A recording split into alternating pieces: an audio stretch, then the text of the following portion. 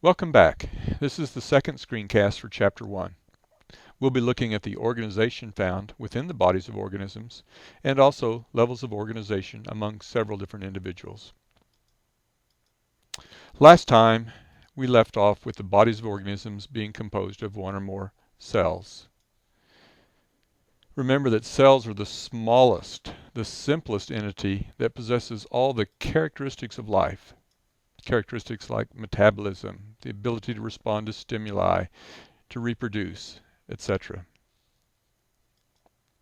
While some organisms are composed of only a single cell, most organisms' bodies contain many cells. In some organisms, the cells are all identical, but in most that you're familiar with, for example, your body, there are many different kinds of cells. Each kind is specialized for a specific set of tasks. Different kinds of cells are called tissues. In your body, we find muscle, nervous, connective as just a few examples of different kinds of tissues.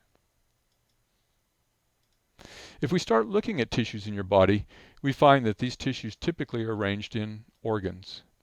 These different tissues all work together to perform a set of tasks. Each organ, your heart for example, is composed of many different kinds of tissues.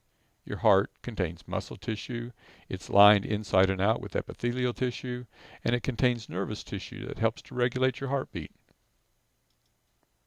Organs do not function individually. Instead, they're arranged in organ systems, several organs working together to perform a set of tasks. For example, the stomach, liver, pancreas, small and large intestines are just a few examples of the organs making up your digestive system. The bodies of many organisms are composed of tissues, organs, and organ systems. Remember, though, that some organisms, for example bacteria and some protistans, their entire body is composed of just a single cell. That one cell has to accomplish essentially all the tasks that it takes different tissues, organs, and organ systems to do in your body. Let's go beyond the individual now to groups of living things. A species is a group of living organisms that are similar in appearance. They behave similarly. Physiologically and genetically they're similar. They're similar enough that all individuals are capable of freely interbreeding and producing fertile offspring.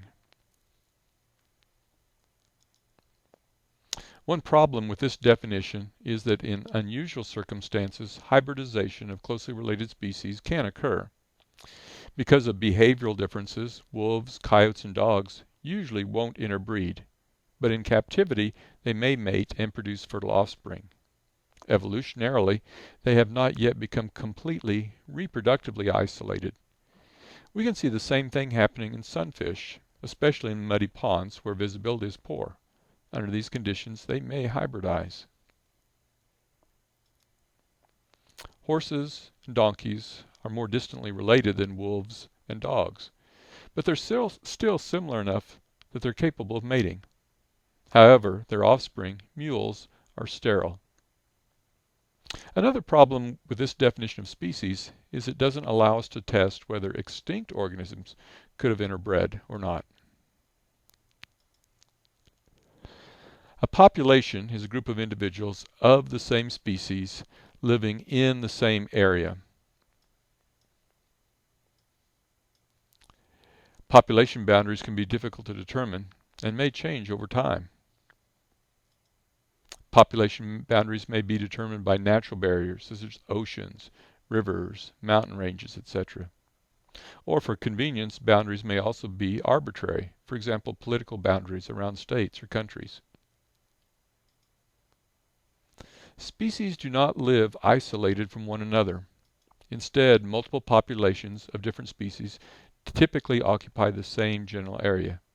These assemblages of several different populations living in the same area are called communities.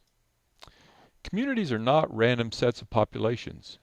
Species with similar environmental requirements will be found in the same area. Interactions among different species also influence community composition.